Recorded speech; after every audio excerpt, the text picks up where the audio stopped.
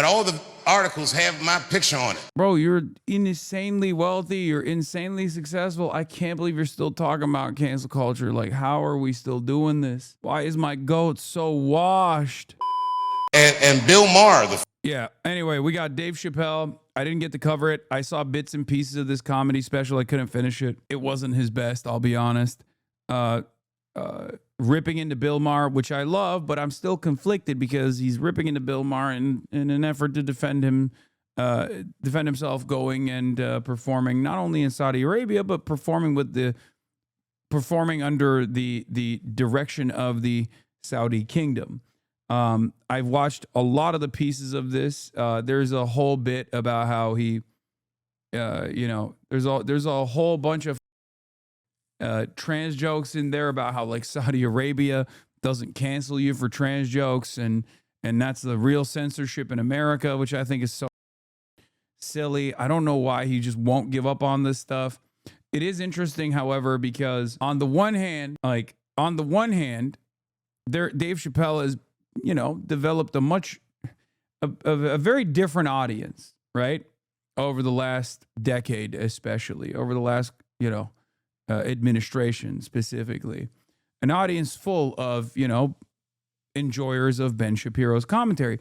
And yet Dave Chappelle hasn't necessarily changed his perspective on white supremacy. Obviously not, right?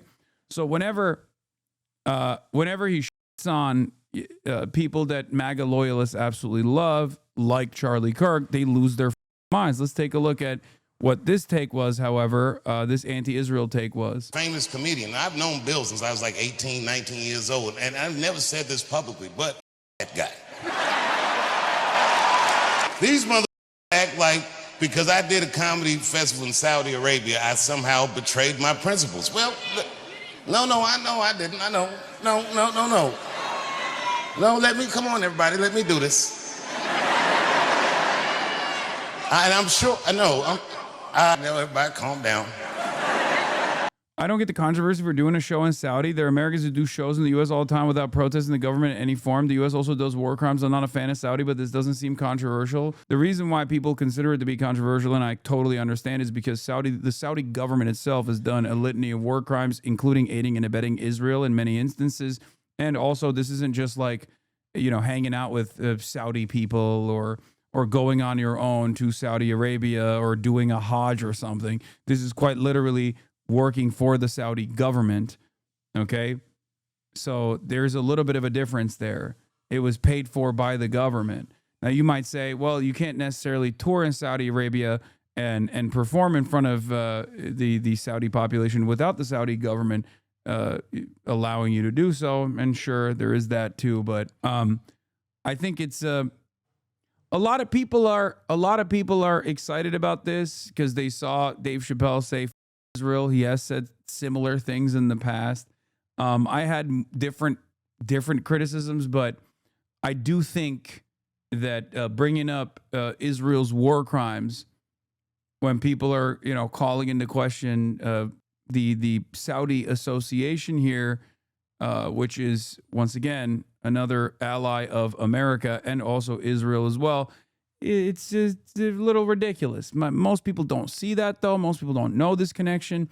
So, of course, they will either get excited at Dave doing the hypocrisy baiting and saying, or even bringing up Israel at all. Now, I'm sure I'm right. First of all, what did they say? They said, well, Saudi Arabia killed a journalist, and rest in peace, Jamal Khashoggi. I'm sorry that he got murdered. It's such a liberal ass take for the guy who said that America deserves 9/11. Y'all are just way too woke and can't take a joke. He's probably way more left than anyone in this chat. Y'all are just brain broken. Yes, you're right. Dave Chappelle, the 100 millionaire whose stand-up special actually incorporated many of the real life takes that he had about affordable housing that he spiked in the town that he's purchasing in Ohio, is actually more woke than everybody else who are renters for the rest of their lives. You're so right about that. Like, look, man, Dave Chappelle was my GOAT, okay? I don't think you understand when I say Dave Chappelle was one of my GOATs, okay? One of the best. One of the best. It's not even about his politics, even though his politics are abhorrent, but I don't even care. Someone's politics could be repugnant and still be a good artist, for example, right? Or I might not agree with a lot of someone's politics, but can still admit when someone is funny or was funny at a certain point in their career or something like that, right? My frustration with Dave is that he's unk status. He's unk now. He is unfortunately very out of touch. And when you're very out of touch, you kind of lose the edge that made you a really good comedian to begin with. And now it's just like old man yells at the cloud all the goddamn time. He's always in a defensive posture all the goddamn time, you know? But it happens. It happens to everybody. I mean, Nicki Minaj is a great example of this as well. Like, it happens to everybody, okay? And I say this as someone who, until the Saudi Arabia stuff, also still put, Bill Burr at GOAT status. I still think Bill Burr has a lot of redeeming qualities in general. But mostly it's because his comedy has stayed solid throughout the process, okay? Didn't happen to George Carlin, yeah, because he died. I don't know what George Carlin would look like at this point. I mean, he would have been 120 years old or some shit. But like, it's just, there is like, he's lost his edge. He's lost his touch. That's all I'm saying. You don't have to shove, you don't have to shove how much you love Dave Chappelle down my throat. Okay. It happens when you become unimaginably wealthy, when you become, resistant to change, when you think like all matter of critique is just like personally attacking you and trying to destroy you, and you just hyper focus on that stuff instead of trying to find what's like funny about your current situation. It's your comedy's not going to be that good. Dude, he's always been sexist, transphobic, changed. Okay, sure. Maybe he was always sexist and transphobic, but once again, that wasn't the primary focus in his comedy, right? And when it wasn't the primary focus of his comedy, his shit banged. It's actually the point I'm making, which is regardless of his own personal perspective, regardless of how out of touch he might have been. Okay, olur. In such a heinous fashion, but and no buts, like, period. And also, I mean, look, bro. Okay. Israel's killed 204. Do you really care about this though with Dave Chappelle? Yeah, I do, because I really like Dave Chappelle. Like, he's nowhere near in the same length as Joe Rogan though. 40 journalists in the last 3 months, so I didn't know y'all was still counting. The fear that I have for myself, that I need you to protect me from, is co-option. My voice has become more powerful than I intended it to be. And I cannot let these do me like Charlie Kirk. So basically he gets a pass because he's unk? No, I'm not even saying he gets a pass at all. This is me actually critiquing not only what he is presenting with his comedy, but also saying, what the brother, yo, I think y'all need to just, I don't know. You need to wash your ears or something. Like, get one of those like earwax treatments. Are you okay? What's going on? What the is happening, brother? What is actually happening? It's so consistent where I will say something and chat will literally turn around and act as though I'm saying the exact opposite thing that I'm actually saying, and will get mad at me for misunderstanding my point or assuming I'm saying the opposite of what I'm actually saying. How is this my fault, man? Lock in. Anyway, yeah, there was some good. The Charlie Kirk stuff was a decent take, but even then, it's like there's funnier shit that you can say about Charlie Kirk, in my opinion. So he doesn't even go hard enough with Charlie Kirk. But as far as like the Israel stuff goes, like, he just uses Israel killing Palestinians as a counter here to simply to say like, oh, why are you acting like you care about Jamal Khashoggi being killed by the Saudi government when Israel has killed hundreds of Palestinians, like Bill Maher. And I agree. you, Bill Maher, right? Like, I totally agree with that. And I even understand what he means about, like, you know, none of these people giving a about Israel doing the more heinous crimes than Saudi Arabia, for sure. It's just like, when he's the one saying it, when he's talking about when he's bringing that up, it's crazy because he's like, you know, doing a you know, sponsored segment with the Saudi government, which is attached to Israel at the hip. That I need you to protect me from is co-option. My voice has become more powerful than I intended it to be. And I cannot let these do me like Charlie Kirk, or even worse than that. What if these trip me up somehow, co-opt me, and then make me say the things that they want me to say? Well, we can't have that. So, just in case, we need a code. It's got to be something that I can say so that if I say it, you know that these got me. And don't listen to nothing that I say after I say those words. But don't tell anybody what it is, but it's got to be something that, you know what I mean, that I would never say. Oh, I know what the code is. The code word is, I stand with Israel. Thank you very much, and good night. Anyway, so he shit on Israel. And the whites were quick to say this. They said, Charlie Kirk is this generation's Martin Luther King. This one really pissed off a lot of Dave's new fans who came on board when he was like dunking on trans people and stuff. But they really hated this. No, he's not. Yeah, that's a.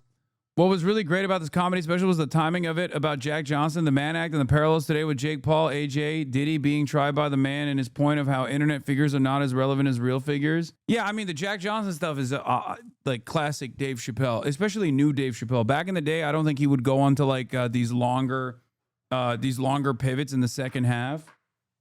Obviously, Jack Johnson is that's classic Dave Chappelle, especially since the last couple of comedy specials he's done. That one's pretty good. That's not what I'm talking about here. What I'm talking about is the other stuff that's in the buildup, you know, where he's just like, he unnecessarily slams so much, like I wouldn't even say hack material, because like at least the trans joke that he was trying to make this time was at least structured like a joke. He wasn't just saying, you know, trans people are weird and gross.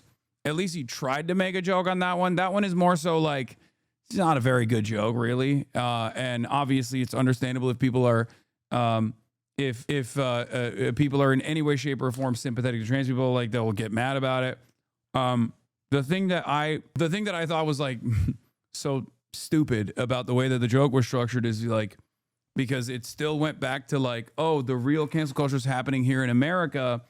Like y'all say you can't say whatever you want in Saudi Arabia, but you can say whatever you want in Saudi Arabia about trans people. And I can't say anything about trans people in America because the alphabet mafia will come after me. And it's like, motherfucker, first of all, you got a million Netflix specials, okay? There's no comparison here. and it's kind of funny because like at the same time, it's just like, it would be akin to me saying like, well, you know, China has no free speech restrictions whatsoever. Yeah, maybe for me if I'm going to be pro-China, but you know, there is obviously going to be free speech restrictions in China, something that I also personally recognize, something that I also talk about, right? Like, it's just to claim that that's not the case. Because, yeah, of course, Saudi Arabia has a lot more restrictions on speech than America does, and so does China. Reach. You know, they both got murdered in a terrible fashion. They both got shot in the neck, but that's about where those similarities end. Were his initial jokes actually that bad? I feel like Hasan is exaggerating again. Wait, what? I'm not exaggerating. I'm just giving you my take. I'm giving you my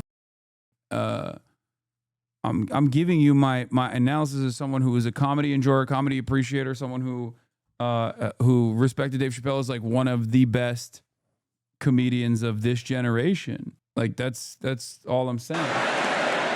Because Charlie Kirk is a mother internet personality. No, by design. Fundamentally, you can't function like Dr. King. Internet are negative because they have to be. Because nobody will engage them unless they say shit that makes them upset. That's Charlie Kirk. Could you imagine Dr. King was behaving like Charlie Kirk? Smash that like button and subscribe. Follow me for more content like this. I believe all black people should be free. Change my mind. When Trump and Elon made this Doge thing, the housing market. I guess he's also no longer homies with Elon, because one of the most disappointing moments in Dave Chappelle's career, from my estimation, was when he brought Elon Musk on stage in San Francisco and everyone was booing him. And he was just like, hey, stop booing my friend, the billionaire Elon Musk. What the hell is going on? I thought that was crazy. Crazy, brother. Like, that was a wild moment. A lot of people forgot about that shit. That was also such a devastating moment for Elon Musk that he almost killed himself, apparently. That was what was reported at the time. And then he had to cope and act as though all these people all these people that hated Elon were all the woke lords in San Francisco, except they were woke lords that were, I guess, attending the Dave Chappelle show. Yeah, here it is. But I guess he doesn't Elon no more, so that's cool. I don't want to hurt you. Ladies and gentlemen, make some noise for the richest man in the world. Yeah, Elon doing that goofy ass like. Ugh.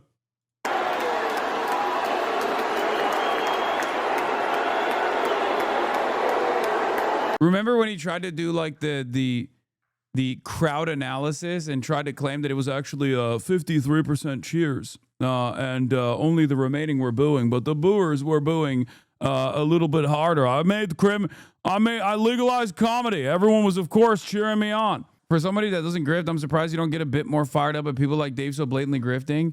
I mean, I think he's boomer. I think he's a boomer with like a bunch of reactionary points of view, and he is fried from what he perceives as like cancel culture. And on top of that, he is very out of touch because he's super wealthy. This is one of those examples I'm showing you right now.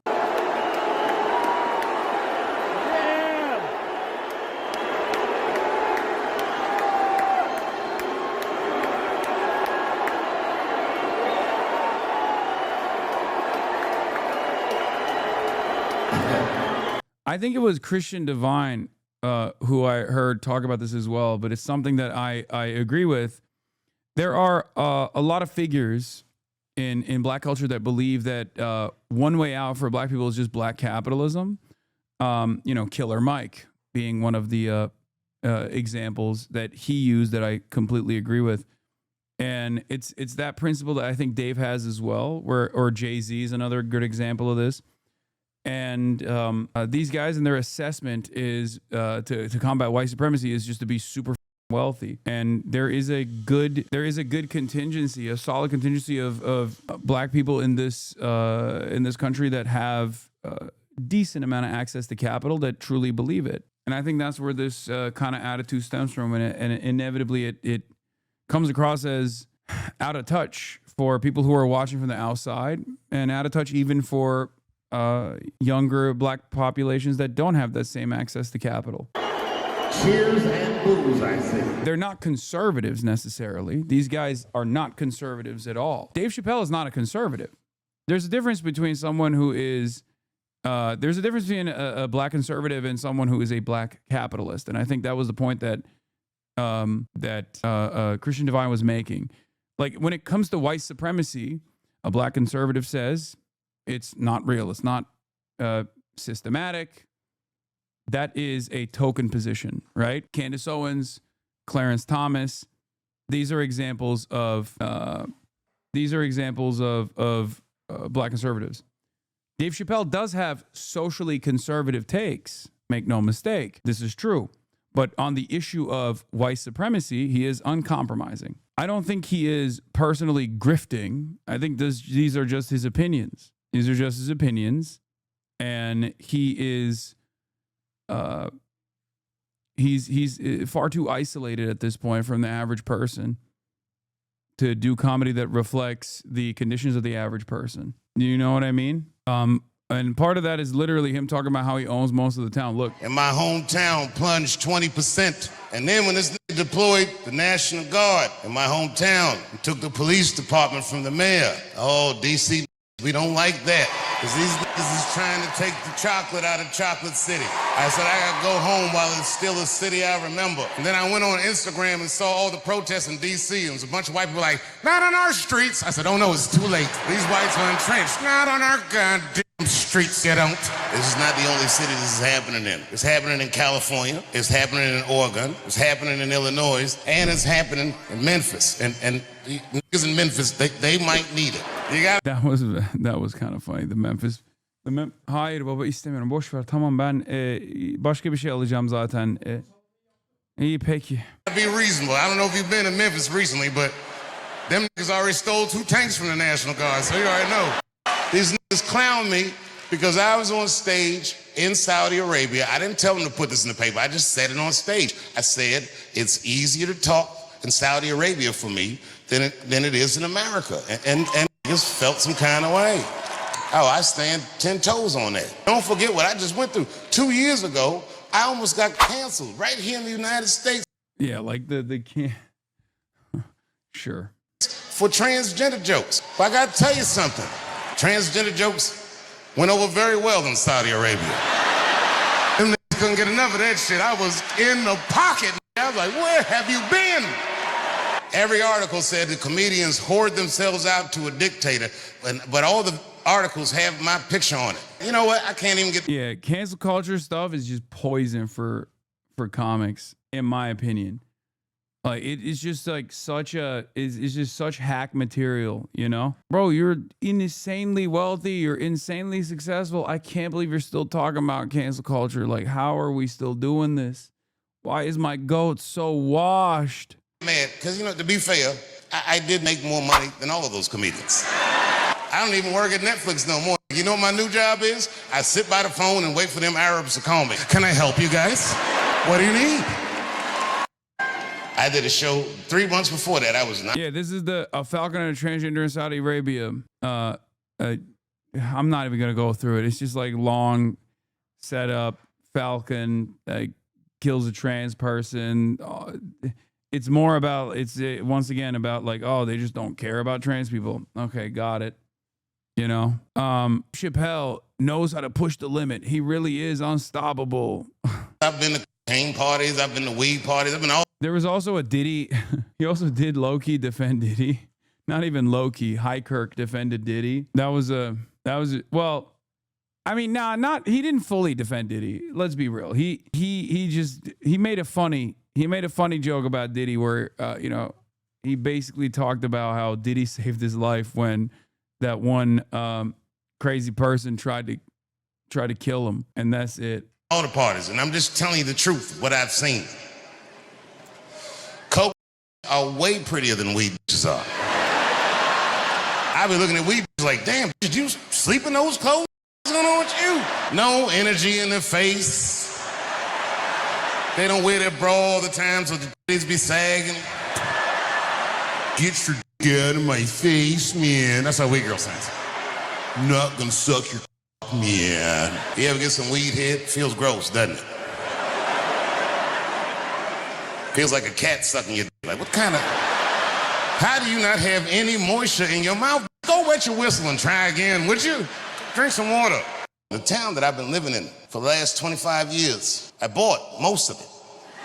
All the whites are poor out there, but these are like the dirty hippie whites, and I like them. I like these whites, and they like me too. But you know what I learned about liberal white people? Liberal white people let black people do whatever they want until you buy most of their town. Oh, they frowned on that.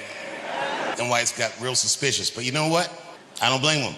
If I was white and the people in this town were black, you know what they'd say? They would say I was gentrifying the town. But there's no word for what I'm doing to these people. I own everything. Everything. I used to be mad at white people when I was young because I thought they were unfair. But now that I have all this property, I understand them. It's fun. Like this stuff, in my opinion, this stuff isn't necessarily dated, but it shows that he's lost the edge because like you're appealing to an increasingly smaller audience. You know what I mean? I mean, it's still funny. This stuff is still funny. But I feel like I think the he bought the town, all this stuff is still funny as a joke. Like it works as a joke. It works as like if you think about it from the perspective of just like you know, if you think about it from the perspective of like going against white supremacy or white supremacist systems, like there is definitely still a joke in there. It's just that I think if he was younger and wasn't as wealthy as he is, he would probably be making different jokes about the overall conditions, you know? Like I understand what the joke is, but yeah, there is not a lot of relatability with it because it's just it's once again about black capitalism defeating white supremacy, as opposed to being structured around defeating white supremacy in its entirety or anything like that. Feels good to walk up to white people like, are you supposed to be here? Calling the police. You know what they did? This is some real racist shit. They tried to sell the old fire station at an auction when they knew I was going to be out of town. But it's far too late for that. I got that whole town rigged with snitches. They couldn't wait to tell me. They was running up, my lord, I have news, my lord. I was like, what's going on? Is this, you say, a firehouse? I seen Mick Jagger from the Rolling Stones at a party. I said, yo, Mick. I said, Mick, you gotta come to Ohio. Oh, God, the Mick Jagger phone is lame. Oh, anyway, I'm gonna skip the rest of it. Okay,